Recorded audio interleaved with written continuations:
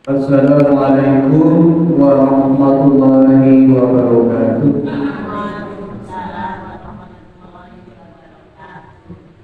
Innal hamdalillah nahmaduhu wa nasta'inuhu wa nastaghfiruh wa na'udzu billahi min shururi anfusina wa min sayyiati a'malina.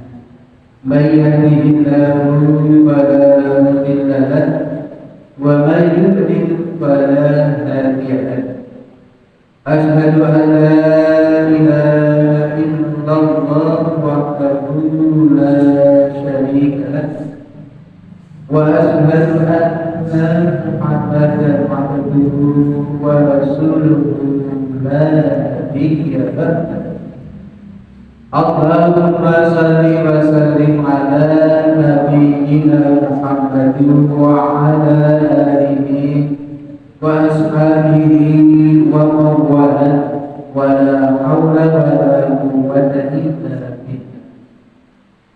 قال الله تعالى في كتابه الكريم أعوذ بالله من الشيطان الرجيم يا أيها الذين آمنوا اتقوا الله حق تقاته ولا تموتن إلا وأنتم مسلمون. Al-ayat Sadaqallahul Adzim. Ma'asyiral muslimin rahimakumullah, Bapak Ibu ingkang tuhu kinurmatan sesepuh wonten ing Masjid Sibolgan, pengurus masjid takmir dari pengurus pengajian ibu-ibu. Puji syukur marilah senantiasa kita aturkan kepada Allah Subhanahu wa Ta'ala atas rahmat berkah serta hidayahnya, sehingga pada kesempatan sore hari ini kita masih dipertemukan oleh Allah dalam satu majelis. Mudah-mudahan majelis ini termasuk majelis yang diberkahi oleh Allah Subhanahu wa Ta'ala. Mudah-mudahan dengan silaturahmi kita ini Allah ridho kepada kita semua. Salawat serta salam semoga senantiasa terlimpahkan pada baginda Rasulullah Muhammad sallallahu alaihi wasallam. Semoga sampai juga kepada keluarga beliau, para sahabat beliau, dan orang-orang yang tidak atau mengikuti sunnah-sunnah beliau. Bapak, ibu-ibu yang saya hormati, sesuai jadwal Bapak sebetulnya Pak Haji Sarwani Hussein yang memberikan pengajian pada sore hari ini. Namun karena beliau ada halangan, yang pertama paling untuk saya itu beliau Jumat sore. Saya ingin agar semua ibu-ibu sekalian, karena Pak Satu ada rakor di Semarang. Tapi informasi tadi malam beliau tidak jadi di Semarang karena kurang kesehatan. Maka sebelum saya menyampaikan lebih banyak, nanti kita doakan dulu untuk beliau Ustaz kita, yaitu Bapak Satu Muslim, agar diberi kesembuhan. Sudah bisa baca? Bersama saja di balik. Mari bersama. Bismillahirrahmanirrahim. Allahumma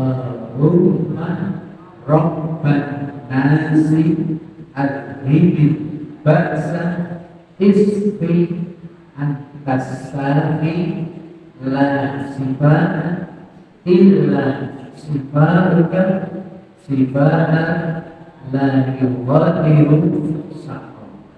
Mudah-mudahan beliau diberi kesembuhan, bisa sehat, dan insya nanti pada jadwal beliau bisa isi kembali di Masjid Sibolga. Amin ya Rabbal Alamin. tambahan sedikit, mungkin bapak atau ibu jika ada orang yang berpamitan kepada kita selamat teman-temannya sesuai sunnah Rasulullah sudah kabar berarti kan sedianya Pak Sarul pamitan akan ke Semarang karena beliau kurang sehat sehingga tidak jadi kan sudah kita doakan.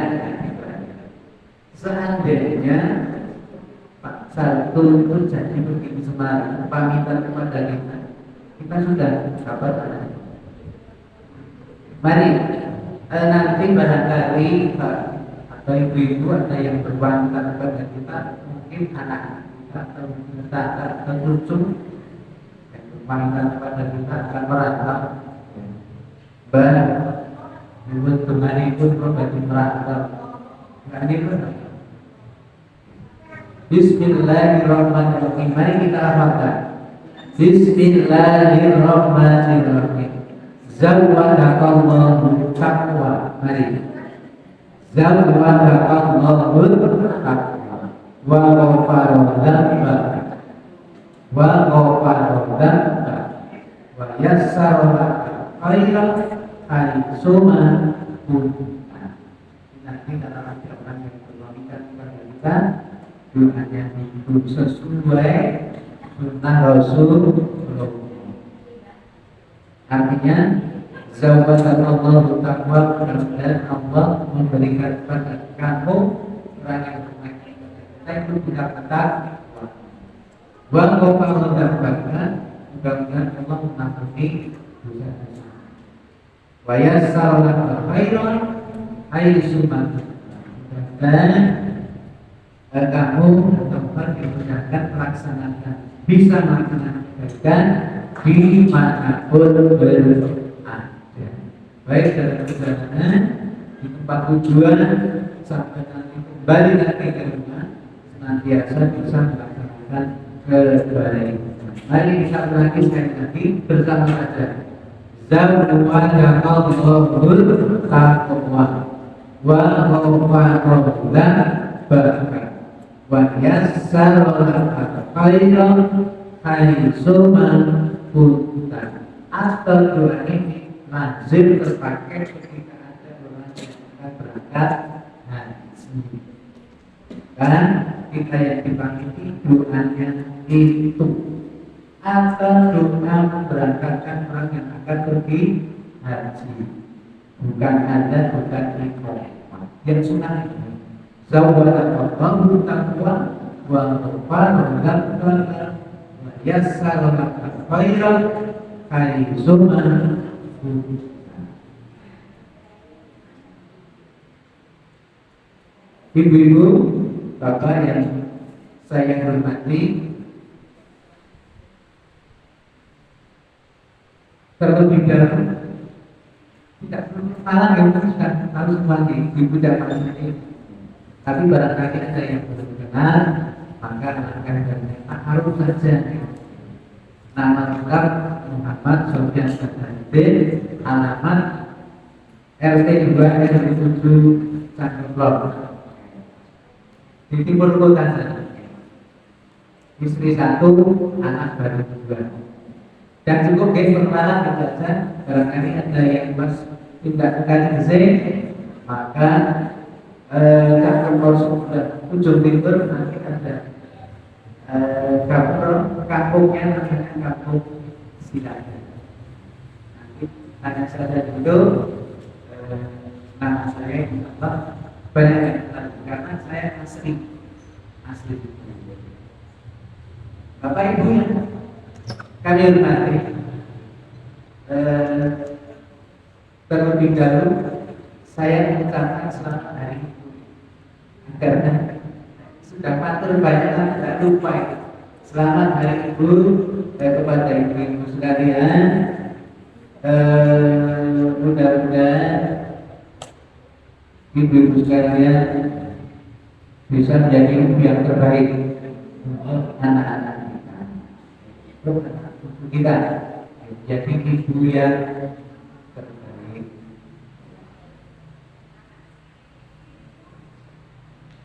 Yang selanjutnya perlu sebagai pengantar nanti apa saya menyampaikan nanti judulnya apa saja agar mungkin materinya tidak terlalu berat bisa kita makan kaitannya nanti dengan akhlak kita dalam kehidupan rumah tangga. Ini ada kaitannya dengan peran ibu-ibu sekalian.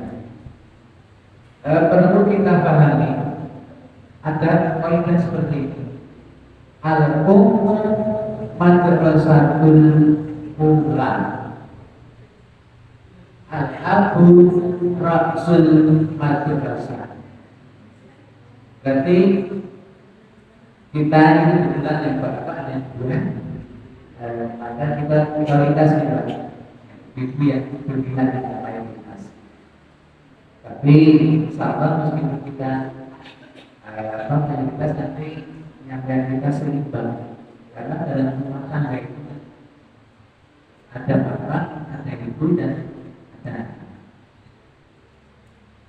Al-ummu madrasatul ula ini penting untuk dipahami ibu sekalian.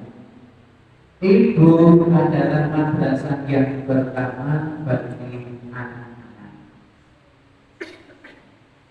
Sehingga nanti anak-anak itu lebih banyak mengambil pelajaran keseharian dari ibu. Karena ini berinteraksi langsung kepada anak atau yang lebih banyak di rumah. Kalau bapak kan sering kemana-mana, karena punya tugas mencari berbagi. Semuanya punya peran sendiri-sendiri yang penting. Ibu-ibu pun meskipun hanya di rumah sebagai ibu rumah tangga itu adalah peran yang sangat penting.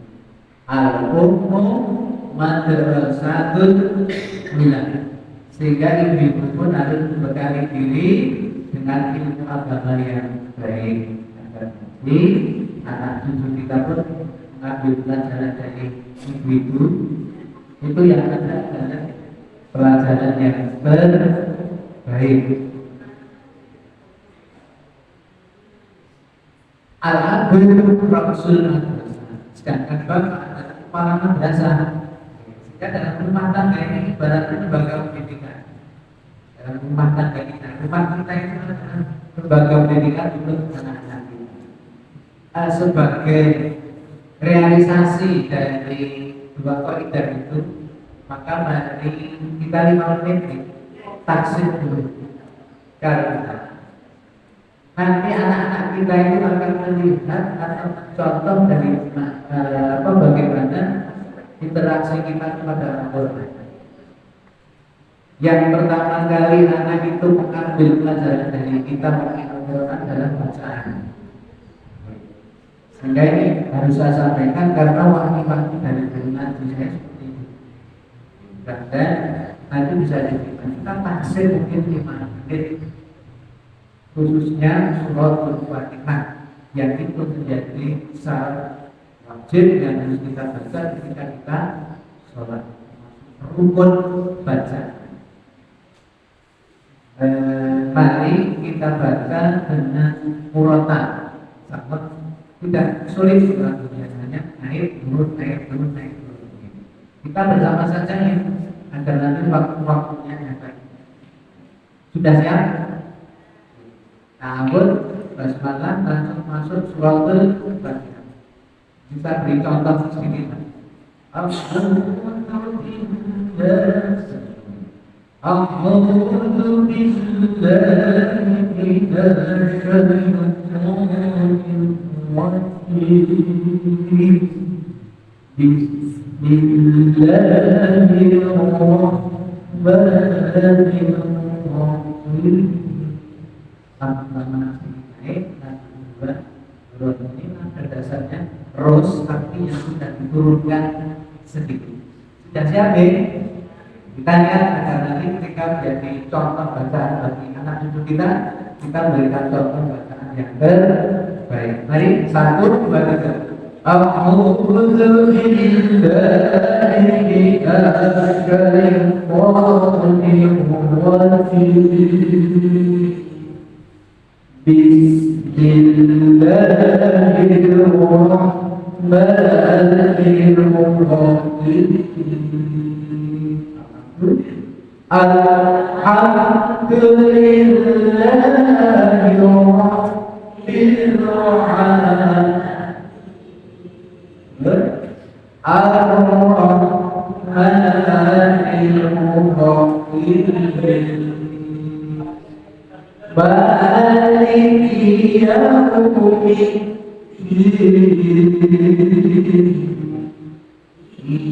Iyyaka na'budu wa iyyaka nasta'in. Ihdinas siratal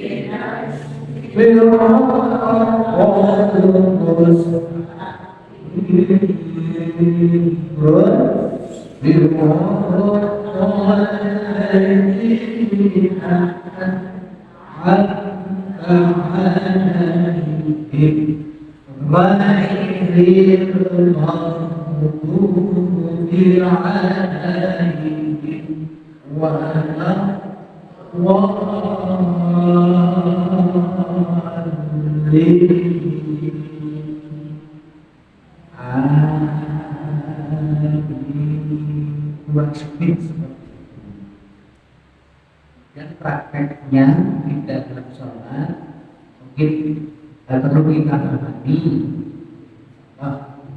agar kita ketika mengaminkan bacaannya imam jangan tergesa-gesa, karena jika tergesa-gesa nanti mendahului imam.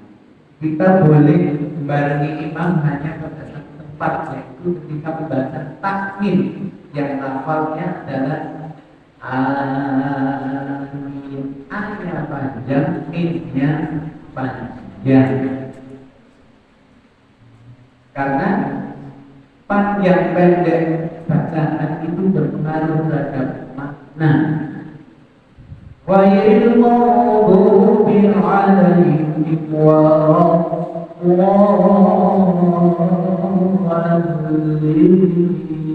Amin itu maknanya bukan yang Allah kabulkanlah doa hamba, tapi maknanya aman. Amin itu aman. Amin itu artinya percaya. Lebih paham lagi jika salah keliru huruf, harusnya an dibaca amin. Itu tempat kami terus seperti itu, meskipun sudah diberi penjelasan karena menjadi biasa maknanya menjadi berubah. Kalau tidak keliru, kalau habis itu maknanya teman selamat. Jadi tasik itu saja. Tadi nanti ada waktu lain kita bisa ketemu lagi mungkin khusus membahas takdir, atau dari takdir bisa memperberatkan khusus takdir di tempat kami hidup. Kami mengadakan kajian takdir dan tafsir tiap Ahad Minggu 3 yang kami undang adalah guru ngaji. Harapannya apa? Yang kita bimbing adalah guru ngaji. Sehingga nanti dari guru ngaji yang sudah tafsir itu akan melahirkan santri-santri yang bacanya bagus. Karena kita sangat prihatin ketika mendengar orang baca Al-Quran di Hafizul Quran itu masalah wazan belum diperhatikan. Wazan itu perbandingan panjang pendek belum, yang 2 harokat dan 2 harokat, yang 5 atau 6 harokat seperti itu. Ini jadi PR kita bersama. Selanjutnya untuk lebih efektif ini bisa dibagi.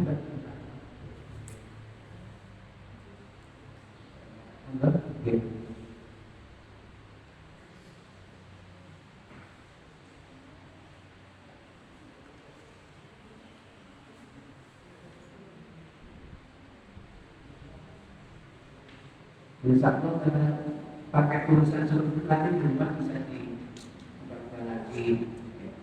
Tapi karena tidak ada tulisan biasanya terus kemudian dari lupa.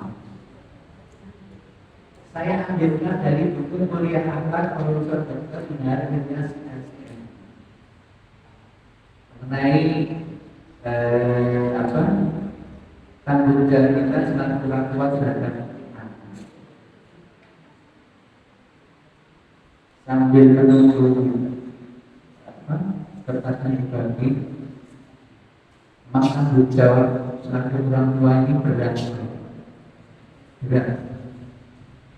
Tapi mau bagaimana lagi, kita sudah lanjut jadi orang tua. Kalau disuruh pilih-pilih, paling pengen itu menjadi anak. Jadi anak sekolah itu paling enak.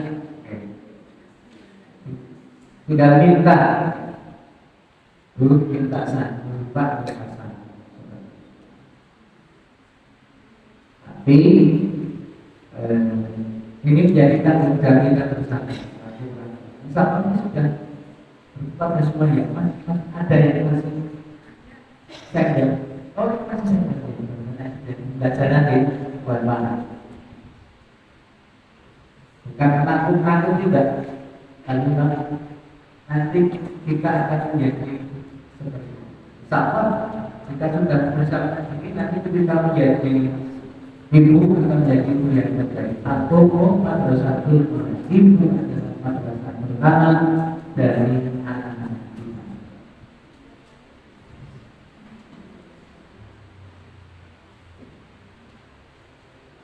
Mungkin sebelum ke pembahasan itu saya cerita sedikit kaitannya dengan bagaimana Allah itu memberikan pemahaman Al-Quran kepada kita. Mungkin ini untuk memotivasi saya. Mungkin ada kasus-kasus tertentu seperti itu, mungkin bisa diambil pelajaran. Ada kisah begini, ada seorang anak, orang tuanya guru ngaji, tapi ketika di rumah anak itu tidak mau jika membaca Al-Qurannya disimak oleh orang tuanya. Awal kesannya seperti itu. Tapi ada hal yang luar biasa. Anak itu sejak kelas 1 SD sampai kuliah, setiap habis maghrib pasti membaca.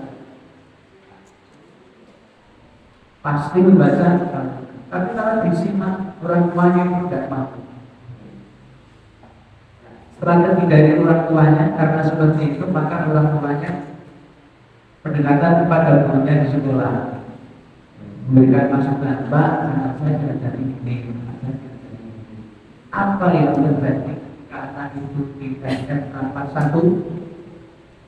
Ketika diuji oleh guru ngajinya mengenai tafsir, anak itu mempunyai nilai yang terbaik. Ternyata dari kasus yang terjadi kepada anak itu lebih dominan karena kebiasaan. Kalau masukan dari gurunya di sekolah itu namanya ada dan tertentu.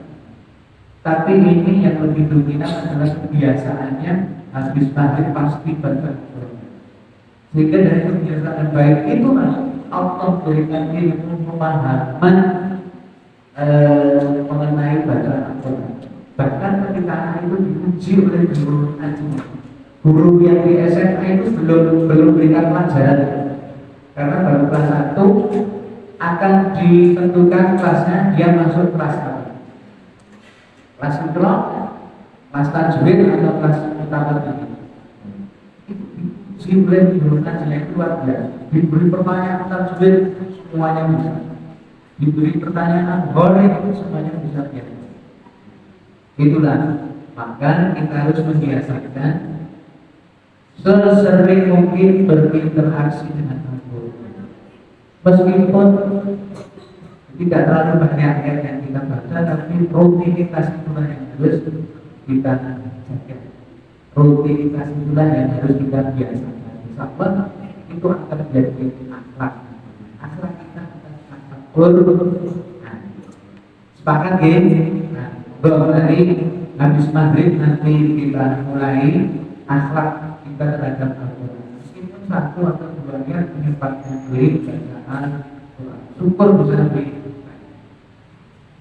Sekarang bisa dilihat di tulisan. Dan nanti apa yang saya sampaikan bisa lebih fokus ke mana-mana. Nanti jika ada yang belum jelas boleh ditanyakan, boleh kita diskusikan. Biasanya jam 5 selesai. Syukur nanti sebelum jam 5 sudah selesai.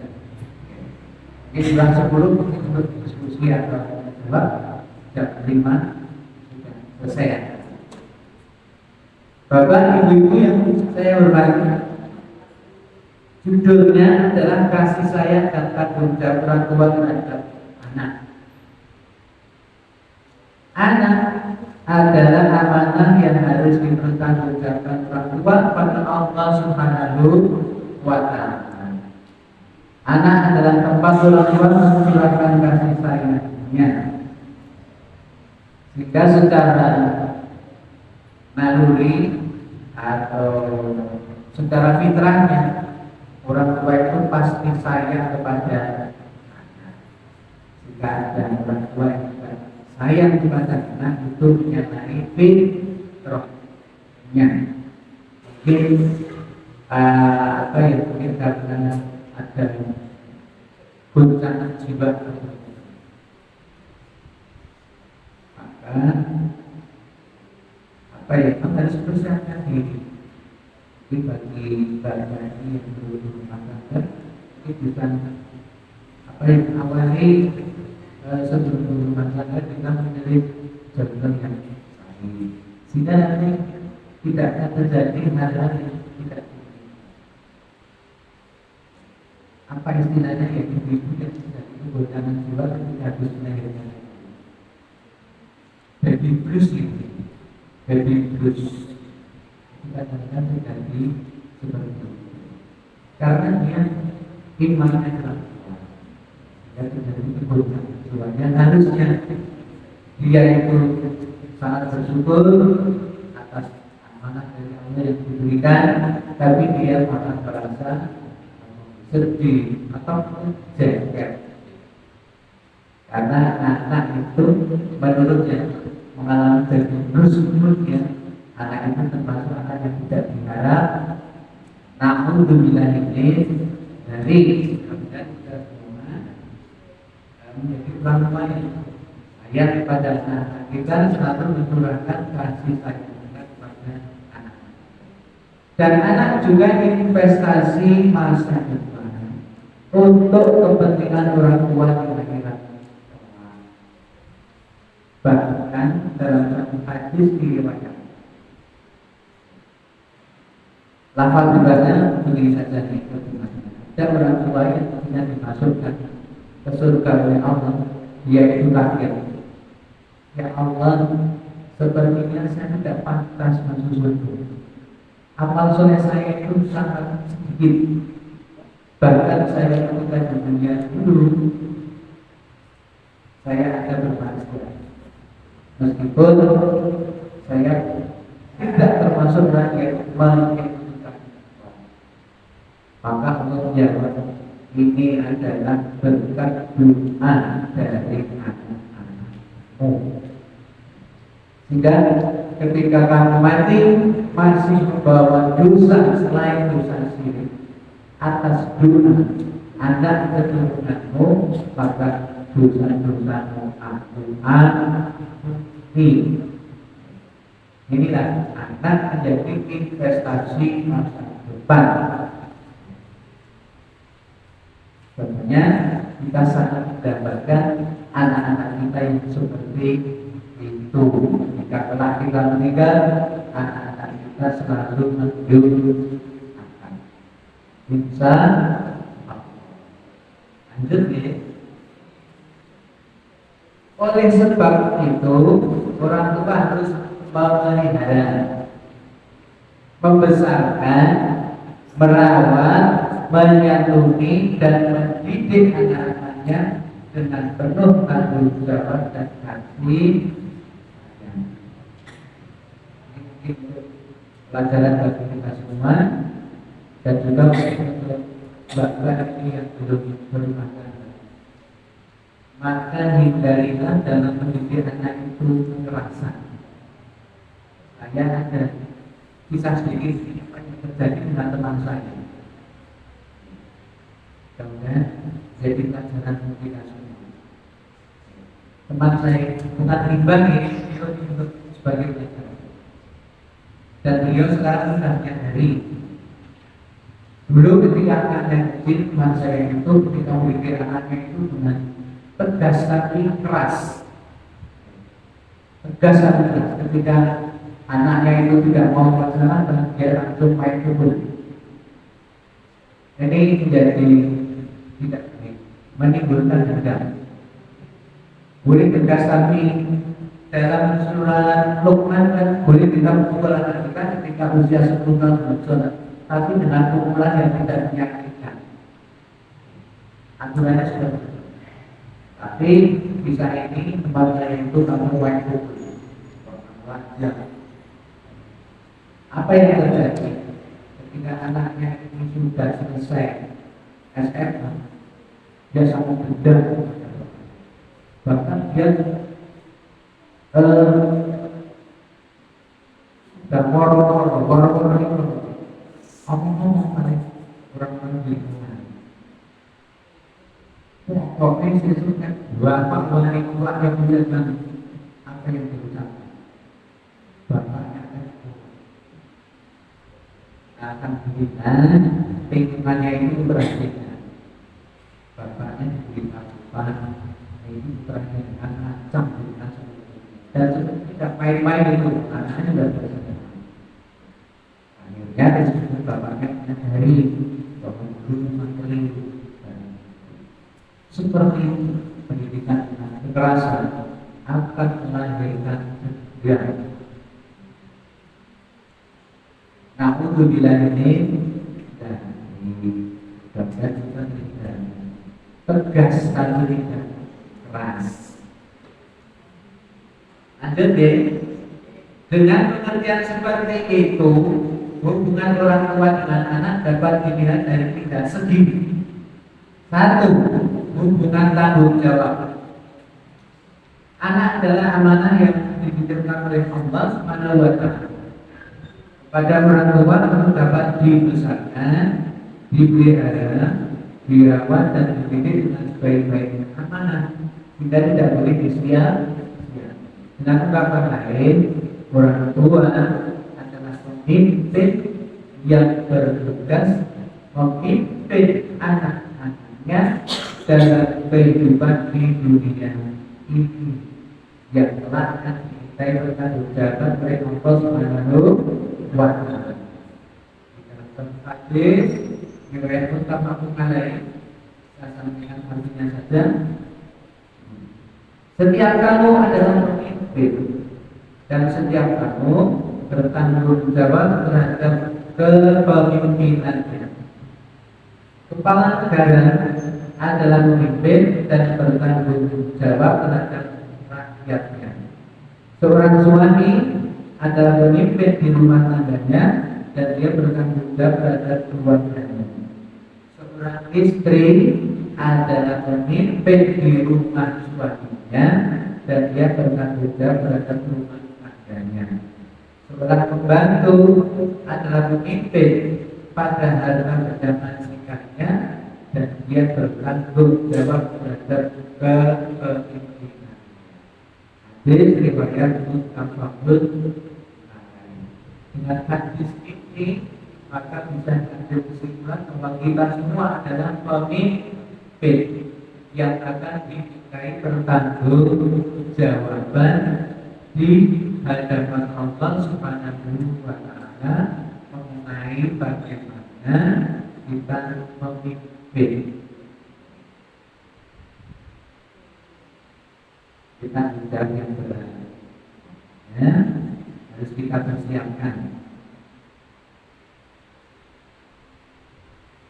Mudah-mudahan Allah senantiasa memberikan hidayah kepada kita semua, memberikan kemudahan. Karena Allah memberikan jalan yang mudah bagi kita untuk melaksanakan amanah ini. Karena melihat dari seperti itu amat berat. Tapi insya Allah dengan hidayah dari Allah, dengan taufik dari Allah, insya Allah kita akan bisa melaksanakan amanah ini. Tanggung jawab terhadap apa yang kita pilih. Suami bertanggung jawab kepada istri, masuk kepada anak. Istri bertanggung jawab di rumah suaminya bagaimana mengatur rumah tangganya baik.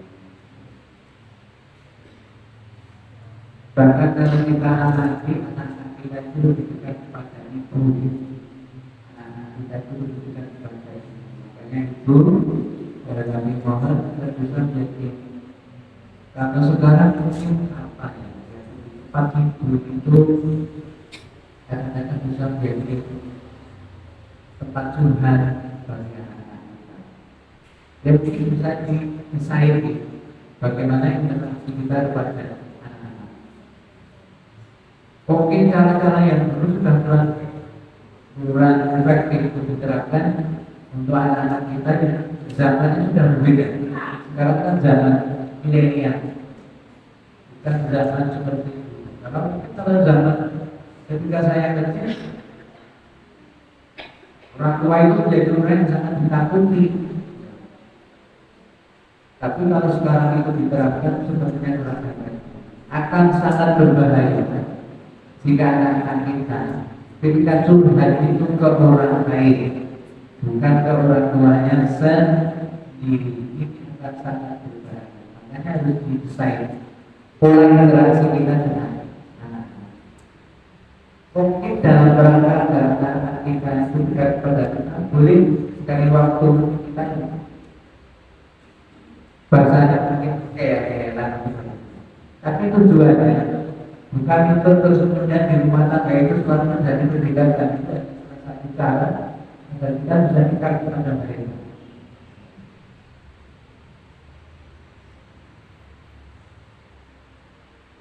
Maaf mungkin satu keluarga dengan keluarga ini itu berbeda.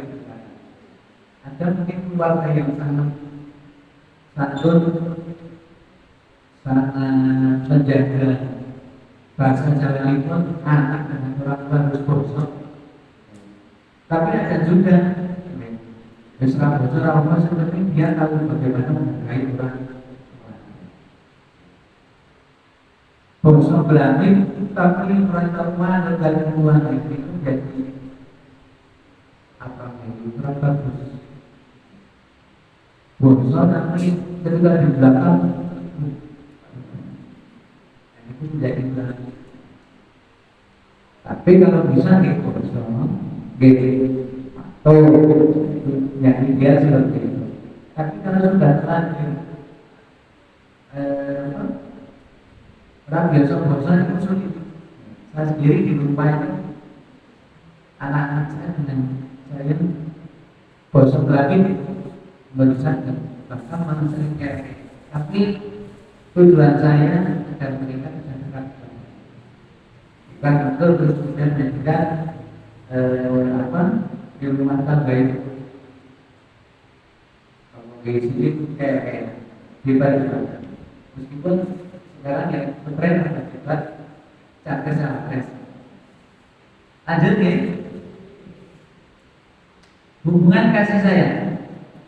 Anak adalah tempat orang tua menerapkan kasih sayang.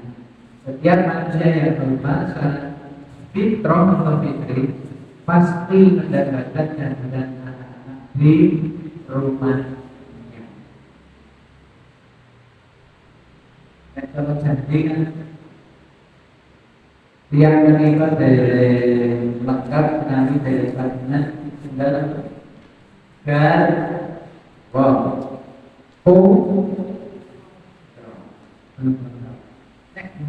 Penduaan itu apa? Garwa, putra, wis, wis mau itu cuma. Biasanya kan orang berumah tangga seperti itu. Mungkin ketika awal berumah tangga jadi kontraktor. Tapi nanti tidak selama yang pasti dia punya keinginan cita-cita kapan yang masa sendiri. Maka yang tidak itu wis mau. Bikin perhiasan. Yang keempat rumah sudah punya. Turondo ada tadi kendaraan. Mungkin apa kendaraan sudah dua, mereka nanti menjadi kendaraan sudah empat. Kelima, Garwa, putra, wismo, turondo. Yang kelima disebut kismo. Kismo itu anak yang luas. Punya investasi. Ini adalah kebiasaan hidup kita di dunia. Sehingga rasanya belum lengkap jika keluarga itu belum hadir secara masih kurang. Kehidupan rumah tangga sekalipun berkelimpahan harta benda belum lagi lengkap kalau belum mendapatkan. Al-Quran menyatakan anak adalah perhiasan hidup di dunia. A'udzu billahi minasy syaithanir rajim. Al-malu wal banuna zinatul hayatid dunya wal baqiyatus shalihatu khairun 'inda rabbika thawabun wa khairun amal.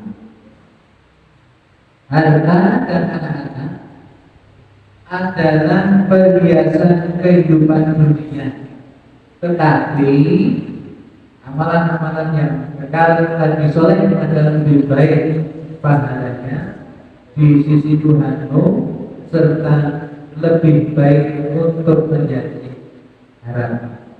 Al-Quran surat Al-Kahfi ayat yang ke-46. Sedang yang kekal adalah amal soleh.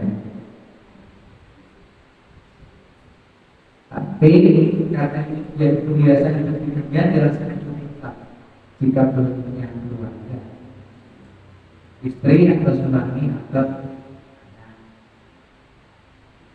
Lanjut, hubungan yang ketiga adalah hubungan masa depan. Anak adalah investasi masa depan di akhirat bagi perempuan. Ini yang menjadi dambaan kita semuanya. Karena anak yang saleh akan selalu mengalirkan pahala kepada kedua orang tuanya. Sebagaimana yang dikatakan oleh Nabi Muhammad sallallahu alaihi wasallam dalam hadis riwayat Muslim. Bismillahirrahmanirrahim. Idza matal insan, di riwayat lain ada redaksi idza mata berdoa. Poinnya sama. Idza mata insanu inqata anhu amaluhu illa min salasati. Illa min shadaqatin jariyatin aw min yuttaba'u bi aw waladin shalih yad'uhu. Jika seseorang meninggal dunia, putuslah pahala amalannya kecuali salah satu dari tiga hal. Sedekah jariyah, ilmu yang bermanfaat yang dapat diambil manfaat darinya, dan anak soleh yang menggunakannya. Ada tiga hal yang tidak terputus meskipun kita sudah meninggal. Yang pertama adalah sedekah jariyah. Contoh yang mudah mungkin ada bagian pembangunan masjid, zakat pada kita, mohon apa infaknya, maka infak yang juga berikan pembangunan masjid itulah yang menjadi amal jariyah. Meskipun nanti kita sudah meninggal, kalau masjid itu masih dipakai untuk beribadah, untuk kegiatan pengajian, maka orang yang menyumbang itu dan sudah meninggal, maka senantiasa dia mendapatkan pahala. Itu yang dinamakan sedekah jariyah. Dan yang kedua ilmu yang bermanfaat.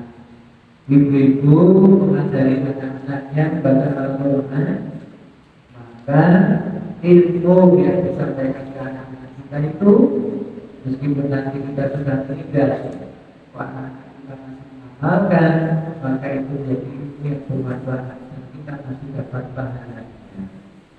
Dan luar biasa. Dan yang ketiga adalah awalan salih yang terbaik. Anak-anak yang senantiasa mendoakan. Ini ada sepasang hukum sebab akibat. Jika kita ini rajin mendoakan orang tua kita, maka nanti tanpa diperintah anak-anak kita pasti akan mendoakan kita. Ini sudah menjadi ketentuan dari Allah. Jika kita rajin mendoakan orang tua kita, maka nanti ketika kita sudah menikah, anak kita pun pasti akan mendoakan. Allahumma firli wa liwalidayya warhamhuma kama rabbayani shaghira. Nah, di tempat itu senantiasa kita dan untuk orang tua kita sebagai bakti kita untuk orang tua kita.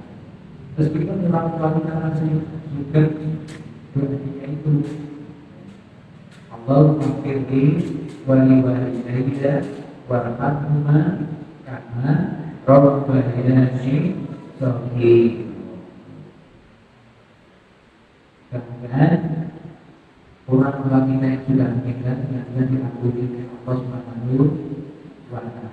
Kita yang masih hidup bisa meneruskan perjuangan mereka dan menegakkan agama Islam sesuai dengan kemampuan kita. Ibu-ibu yang saya hormati, mari kita hafalkan doa agar anak kita itu menjadi anak yang salih. Rabbana hab lana min azwajina wa dhurriyyatina qurrata a'yun waj'alna lil muttaqina imama. Mari bersama. Rabbana hab lana min azwajina wa dhurriyyatina qurrata a'yun waj'alna lil muttaqina imama. Rabbana ya Tuhan kami, hab lana anugerahkanlah kepada kami min azwajina dari istri-istri kami. Jika ibu yang berdoa, maka yang dimaksud adalah dari suami. Meskipun itu pakai nanya, suami kami, dzurriyyatina dan anak keturunan kami. Qurrata a'yun yang menyejukkan pandangan. Anak-anak kita ketika kita memandang mereka itu rasanya anjep. Anak-anak kita sehat-sehat, anak-anak kita pintar-pintar, anak-anak kita berbakti kepada kita, anak-anak kita pokoknya saja menakir, menyejukkan pandangan. Qurrata a'yun waj'alna lil muttaqina imama. Dan jadikanlah kami menjadi pemimpin orang-orang yang bertakwa, termasuk kita harapannya menjadi pemimpin dari orang-orang yang bertakwa. Untuk menjadi pemimpin orang-orang yang bertakwa, tentunya harus menjadi orang yang bertakwa. Harapan seperti itu. Kemudian Allah senantiasa memberikan taufik dan hidayahnya kepada kita menjadi orang yang bertakwa, anak-anak kita pun menjadi pemimpin dari orang-orang yang bertakwa. Keluarga kita menjadi keluarga yang sakinah, mawaddah, warahmah. Keluarga yang ayat tentram, sakinah, mawaddah, warahmah. Yang penuh dengan kasih sayang, senantiasa mendapatkan rahmat dalam Allah Subhanahu wa Ta'ala. Demikian jam 5 sebelum kita akhiri langsung aja. Oh ibu gitu.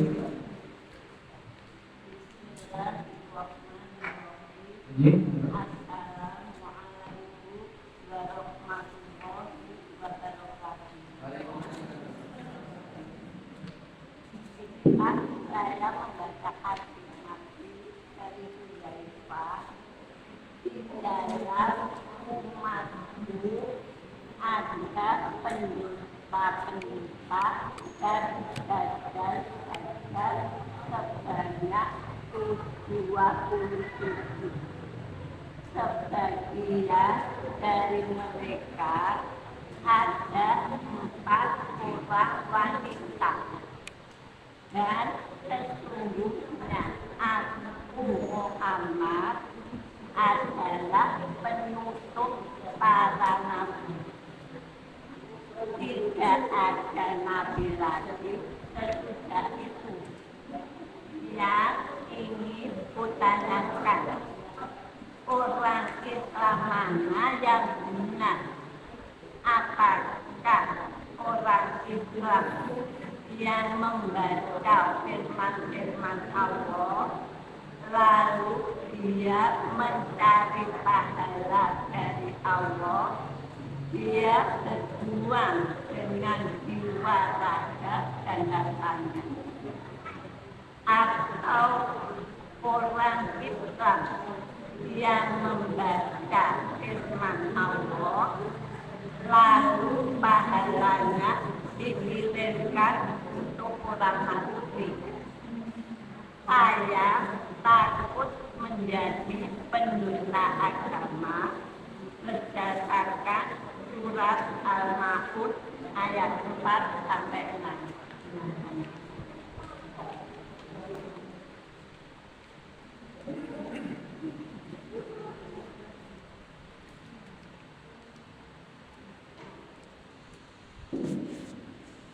Terima kasih. Kalau boleh kami simpulkan, ini ada beberapa poin. Poin yang pertama, karena disebutnya pendusta ini. Orang Islam itu nanti akan ada beberapa pilihan. Orang Islam yang baik, kriteria orang Islam yang baik itu memang mengamalkan semua orang Islam. Itu kriteria yang benar. Tapi di bawahnya itu nanti ada yang namanya fasik.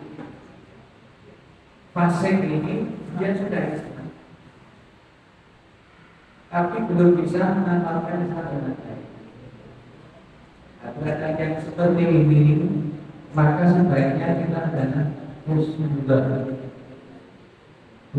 Barangkali si A itu masih seperti itu, mungkin ilmunya belum sampai, atau mungkin imannya mungkin belum begitu kuat, sehingga dia masih kadang-kadang melanggar larangan.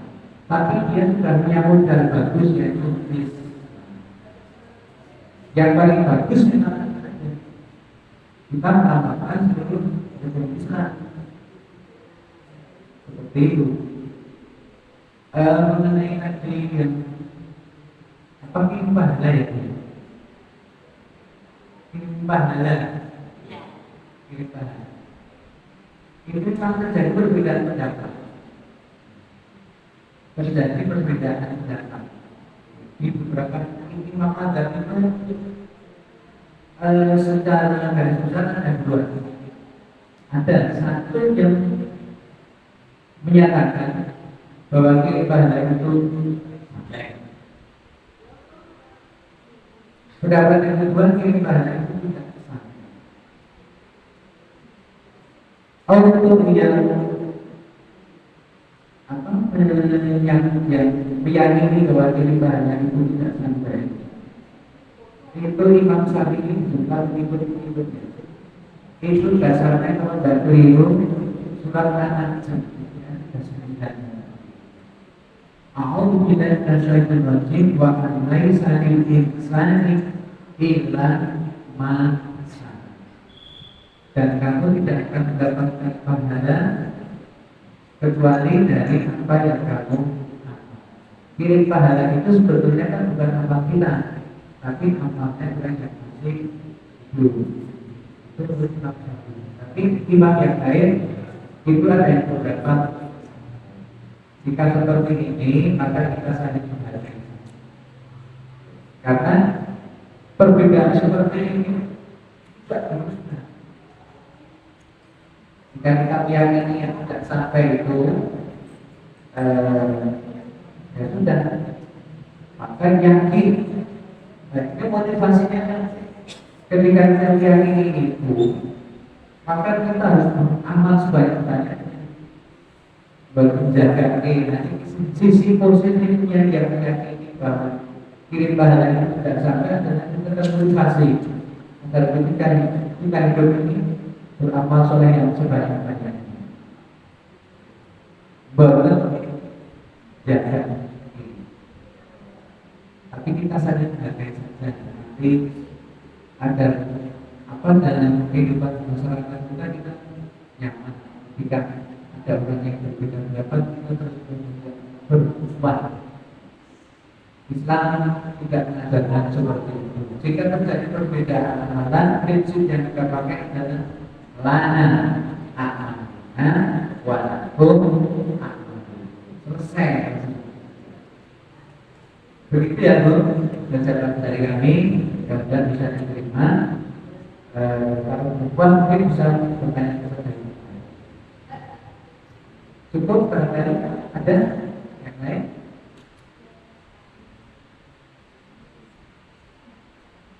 Cukup ya? Demikian yang kami sampaikan. Tentu banyak kesalahan dalam saya maju dan juga yang studio teratur hingga tumpang gerak transino gerak subosito yang mengikuti saat ini secara ini bila kita berbudaya. Assalamualaikum warahmatullahi wabarakatuh.